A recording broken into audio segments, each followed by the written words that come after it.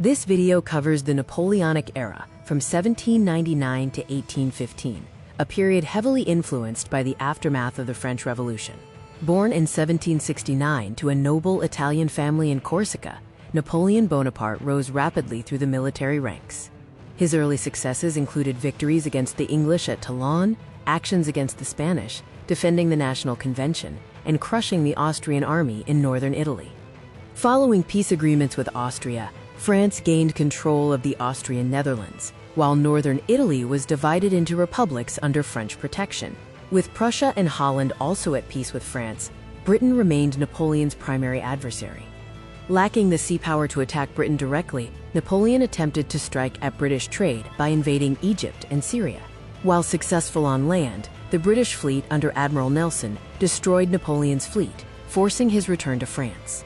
Hailed as a hero, Napoleon overthrew the Directory in 1799 and established a new constitution. Although France remained an official republic, it functioned as a military dictatorship under his control as First Consul. As First Consul, Napoleon demonstrated military and administrative genius. He defeated an alliance of nations including Russia, Austria, and Britain, securing territory west of the Rhine, extending influence over Italy, strengthening his grip on Holland and Switzerland, and forcing Britain into peace in 1802. In 1804, Napoleon declared himself Emperor of France. He achieved brilliant military victories against the Second Coalition, eventually bringing much of the European continent under his direct or indirect control. By 1810, the French Empire included Belgium, Holland, Western Germany, and parts of Italy.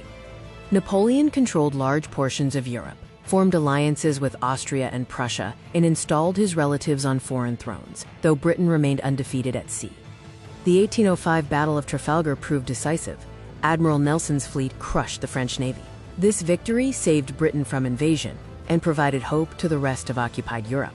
Napoleon's dominance began to decline as occupied nations grew discontented with high taxes, the looting of their cultural treasures, and forced military conscription.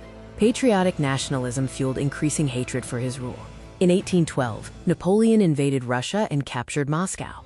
However, he could not break the Russian resistance, and his army suffered a disastrous retreat due to the harsh Russian winter and scorched earth tactics. Following the retreat from Russia, Napoleon's enemies united against him. After further defeats in Germany, Spain, and Portugal, he was decisively beaten at the Battle of Nations near Leipzig and forced to surrender.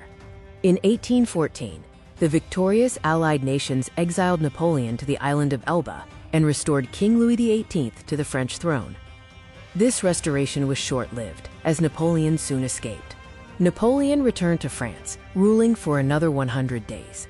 Troops sent to stop him joined his ranks, and King Louis XVIII fled the country, allowing Napoleon to briefly regain power in early 1815.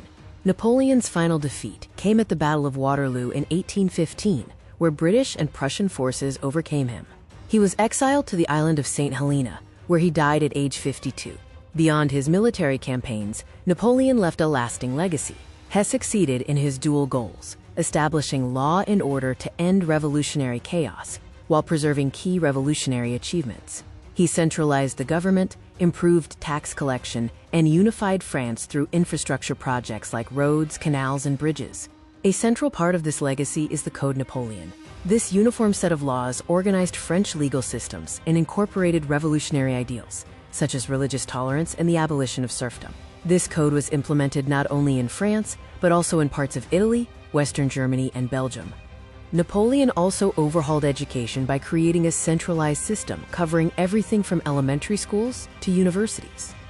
Additionally, in 1801, he established the Catholic Church's status in France, reaching an agreement where the church regained its buildings while the government funded the clergy, ensuring citizens could worship as they wished.